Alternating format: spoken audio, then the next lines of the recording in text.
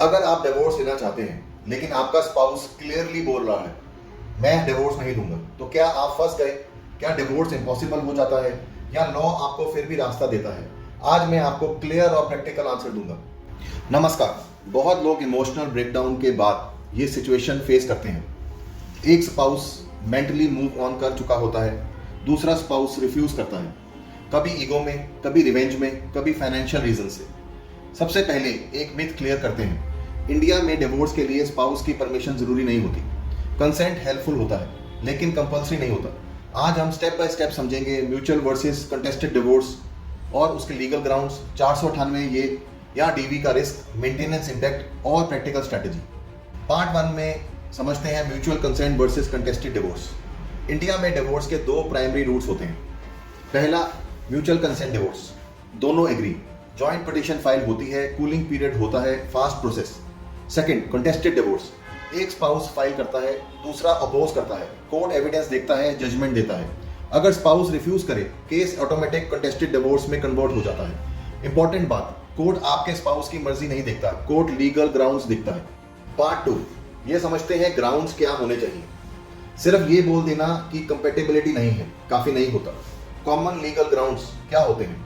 Mental या physical cruelty, 2 साल से desertion, adultery, conversion, severe mental disorder, renunciation, presumption of death. Mental cruelty का scope wide है, जैसे कि false allegation, repeated threats, character assassination, public humiliation, false criminal complaints.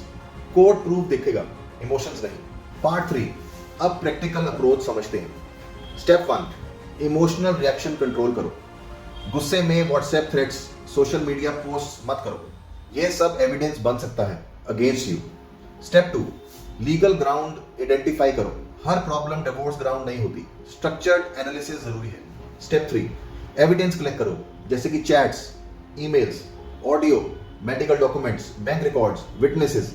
Without documentation contested divorce weak हो जाता है। Step 4 financial planning, maintenance exposure समझो, income disparity evaluate करो, tax records ready करो। Step 5 anticipate counter cases. Realistically जब एक spouse divorce file करता है, दूसरा स्पाउस कई काउंटर कंप्लेसेस फाइल करता है, जैसे कि 498A, domestic violence, maintenance, child custody pressure. ये कॉमन लिटिगेशन पैटर्न है।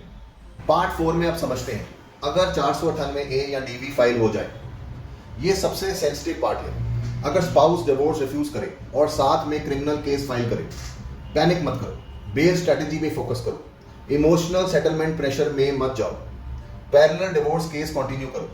क्रिमिनल केस और डिवोर्स अलग प्रोसीडिंग्स होते हैं, एक दूसरे को लीगली स्टॉप नहीं करते। पार्ट 5 टाइमलाइन रियलिटी चेक करो। कंटेस्टेड डिवोर्स फास्ट नहीं होता, अप्रोक्सीमेटली टाइमलाइन 2 से 4 साल डिपेंडिंग ऑन कोर्ट लोड। लेकिन डिले का मतलब परमानेंट ट्रैप नहीं, कोर्ट अल्टीमेटली एविडेंस बेसिस पर डिसाइड करता है। अब पार्ट 6 में समझते हैं मीडिएशन की रियलिटी क्या है। हर कंटेस्टेड केस मीडिएशन में रेफर होता है। मीडिएशन का मतलब कॉम्प्रोमाइज नहीं होता, मीडिएशन का मतलब कंट्रोल्ड नेगोशिएशन होता है। कभी कभी स्पाउस जो रिफ्यूज कर रहा था, स्ट्रक्चर्ड नेगोशिएशन में अग्री कर लेता है। Strategic use of mediation time बचाता है। पार्ट 7 में कॉमन मिस्टेक्स जान लेते हैं। Filing without legal ground clarity, social media drama, financial disclosures hide करना, emotional settlement under threat, wrong legal advice. Litigation chess game है, मूव कैलकुलेट होना चाहिए। अब पार्ट 8 में रियलिस्टिक कंक्लूजन समझते हैं। एक इंपॉर्टेंट क्लैरिटी समझिए, अगर स्पाउस डिवोर्स रिफ्यूज करता है तो डिवोर्स इम्पॉसिबल नहीं होता, लेकिन strong documentation, legal ground clarity, financial planning, strategic patience, ये सब रिक्वायर्ड है। अगर आप इस सिचुएशन में हैं तो मैंने इस टॉपिक पर एक डिटेल्ड आर्टिकल लिखा है जिसमें step by step structured explanation दिया गया है। Grounds, timeline, maintenance, impact, 498A risk, mediation strategy सब कवर किया गया है। उस आर्टिकल का लिंक डिस्क्रिप्शन में दिया है, पहले उसे कामली पढ़िए, अपनी सिचुएशन ऑब्जेक्टिवली असेस कीजिए। नॉलेज क्लैरिटी देता है, क्लैरिटी बेटर डिसीजन देती है। नमस्कार।